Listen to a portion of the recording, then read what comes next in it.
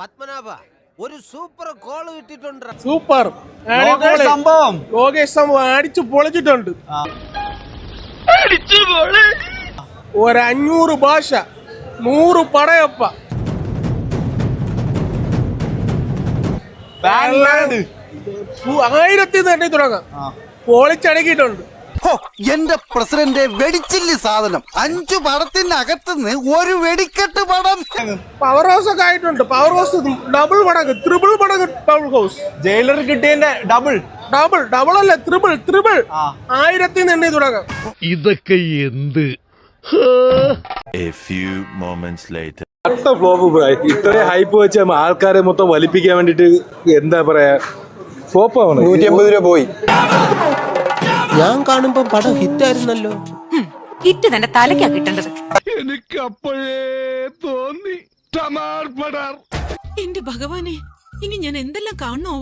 ലോകേഷിന്റെ കരിയറിലെ ഏറ്റവും മോശം ഫിലിം. മോശം വളരെ മോശം. സമാധാനമായല്ലോ. കഥം അമീർ ഖാനെ ബിൽഡപ്പ് ആയിട്ട് അമീർ ഖാൻ വന്നിട്ട് ഞാൻ നോക്കിയപ്പോ നേഴ്സറി പഠിക്കണം അംഗൻവാടിയിലെ പിള്ളേരെ പോലെ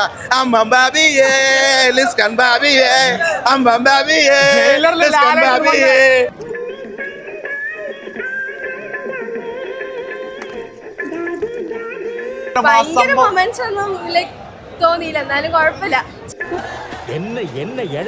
എന്ത് പറ്റി?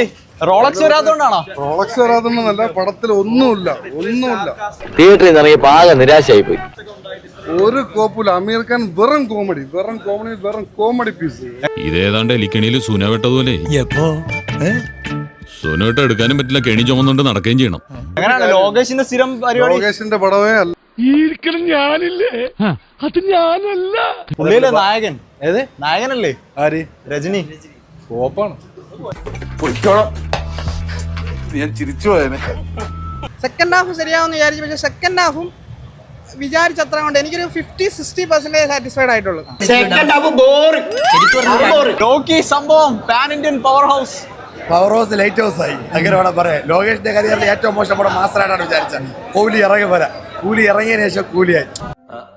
ഒരു കയ്യബദ്ധം പണ്ണി വെച്ചിറക്കാൻ പ്രതീക്ഷിച്ച അത്ര ഒന്നുമില്ല, ഹൈപ്പിന് ഉള്ളതൊന്നുമില്ല.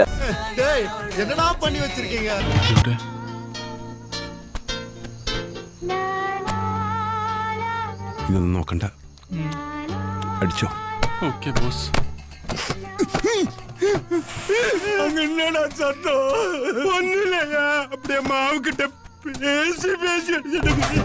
എന്നാ ഞാൻ ഇറങ്ങട്ടെ. അപ്പോ കാണാം.